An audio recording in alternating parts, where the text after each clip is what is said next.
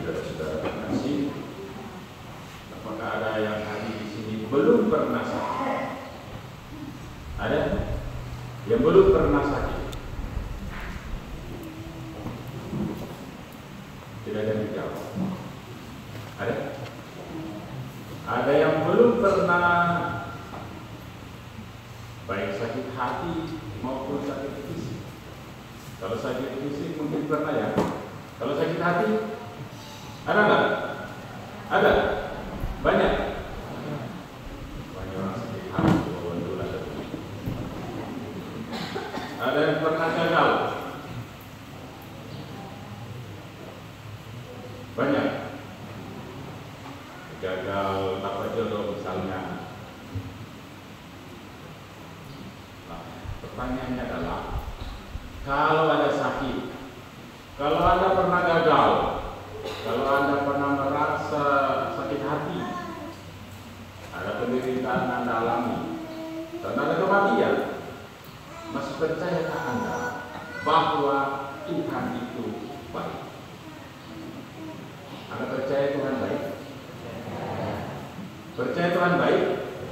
Yakin? Kenapa sakit? Ayo. Kenapa ada kegagalan? Kenapa ada kematian? Kalau Tuhan baik. Coba dijawab. Kenapa kira-kira? Kenapa?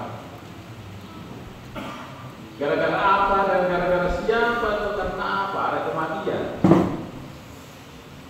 Ada kejahatan, ada penderitaan, ada sakit, ada kegagalan, ada kekacauan, dan ada sakit hati. Ada yang mau menjawab karena apa? Kalau ada yang tidak jawab di sini, jawabannya dalam bacaan pertama. Sama tanya yang membaca tadi. Mana itu? Kenapa ada kematian?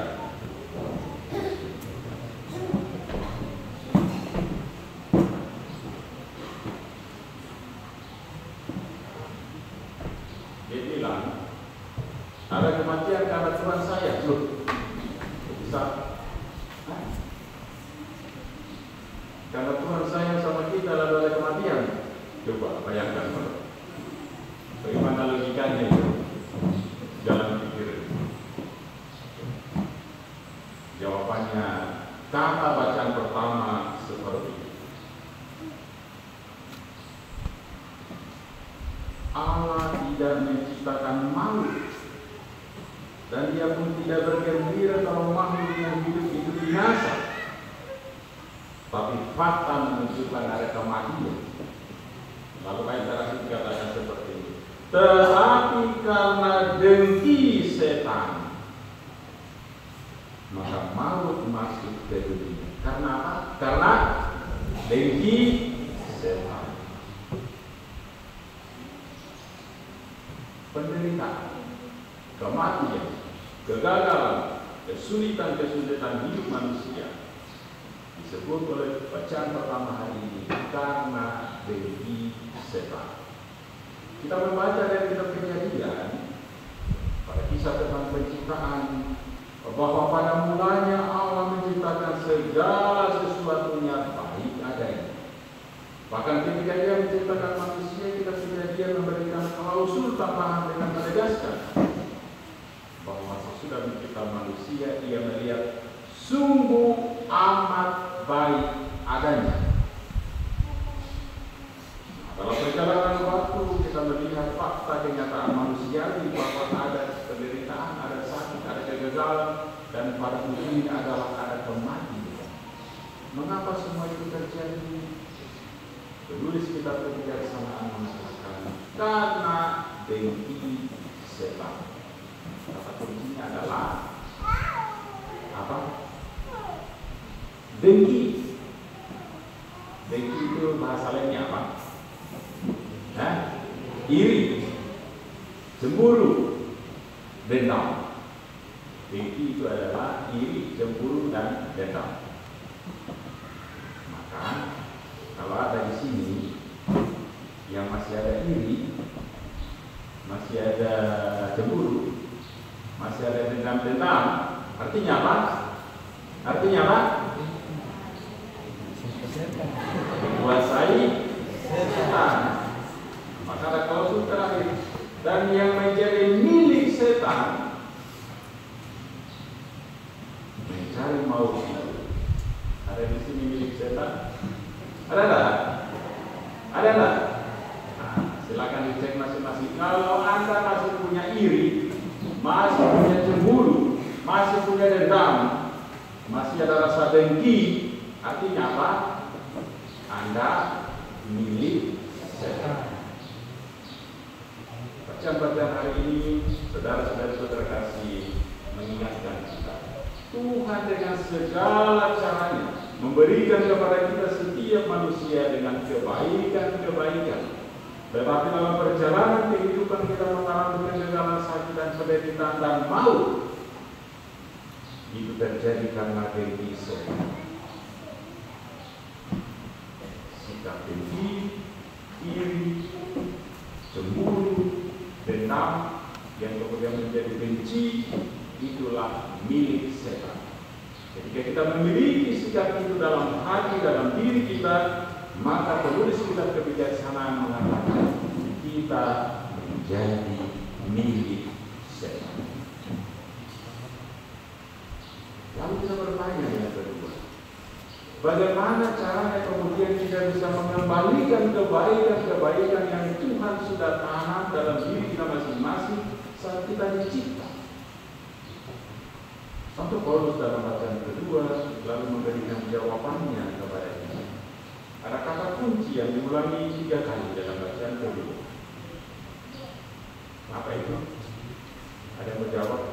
Apa kata kuncinya? Kalau tidak menjawab di sini, saya tanya yang baca. Tolong dijawab. Apa kata kunci bacaan kedua? Agar setan tidak semakin menjadi memiliki Anda. Tolong dijawab.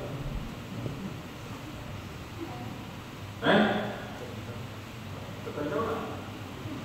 Apa kata kuncinya? Sebagaimana disebut oleh Santo Paulus dalam bacaan kedua, agar kebaikan-kebaikan Tuhan yang telah ditanam dalam diri kita tidak semakin tergerus oleh dengki setan. Atau kalau dibalik, supaya kita tidak menjadi milik setan. Apa kata kunci? Kalau tidak menjawab,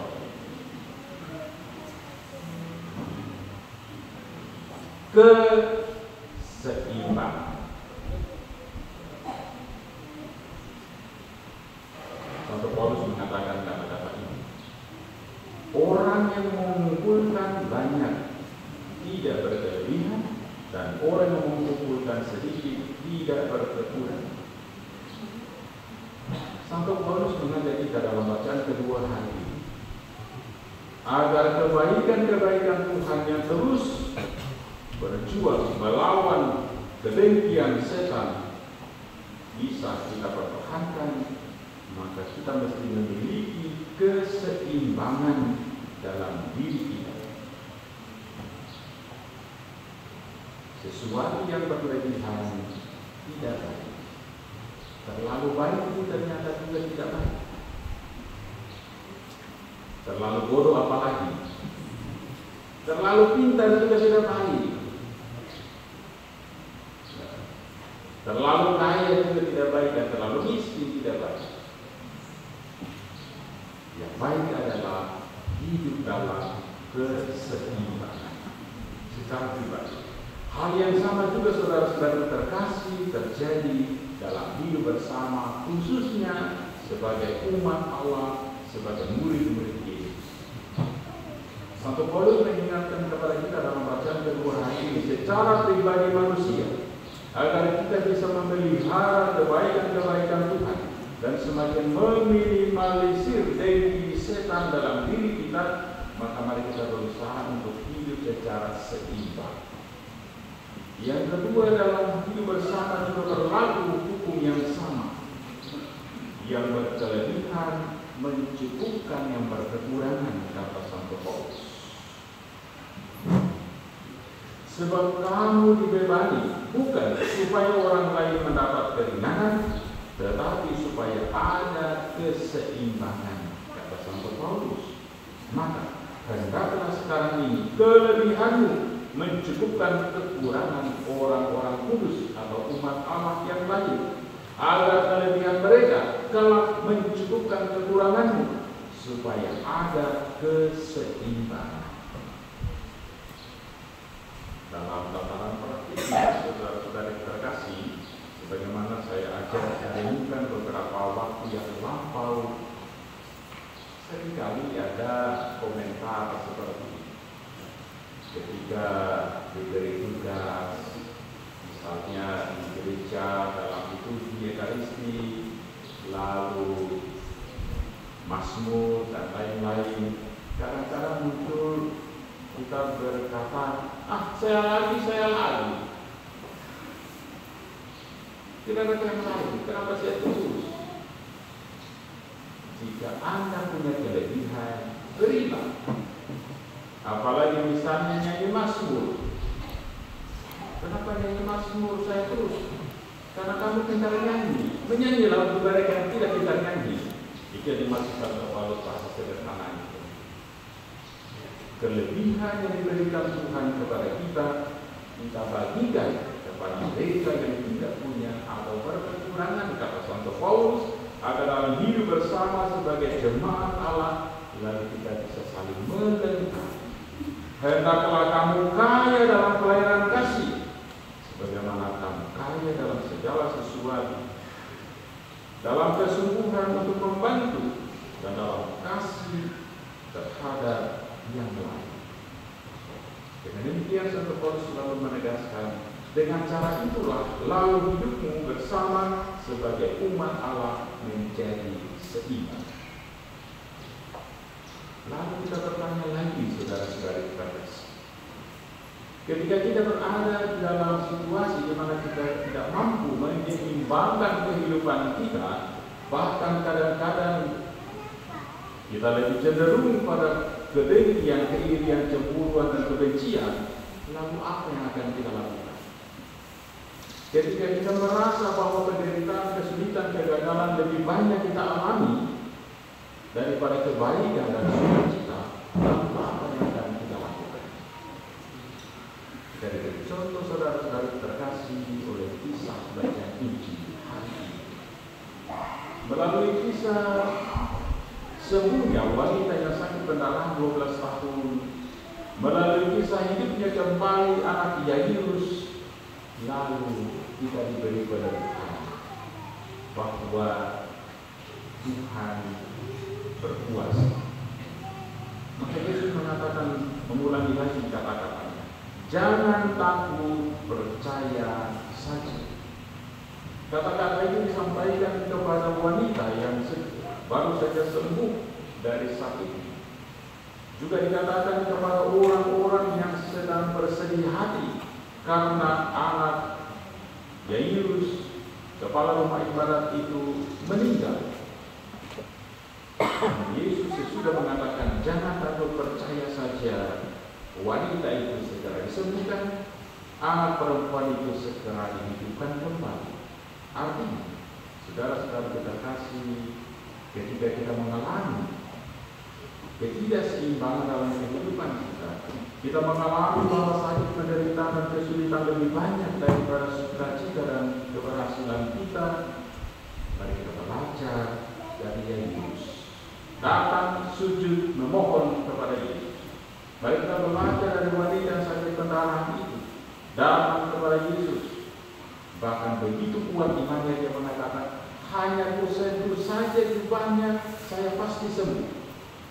Dan dia hanya sentuh jubahnya, seketika itu juga sembuh. Inilah contoh menjadi peneguhan bagi kita, saudara-saudara terkasih, kehadiran kita di hadirat Tuhan, sembah sujud kita kepada Tuhan, ketekunan kita berdoa kepada Tuhan, menjadi cara dan jalan kita untuk memelihara keseimbangan dalam hidup kita. Dan yang terakhir, Saya mau ajak kepada kita pagi ini. Setan sifat dasarnya adalah dengki. Mari kita buang rasa dengki, iri, cemburu, benci, agar kita jangan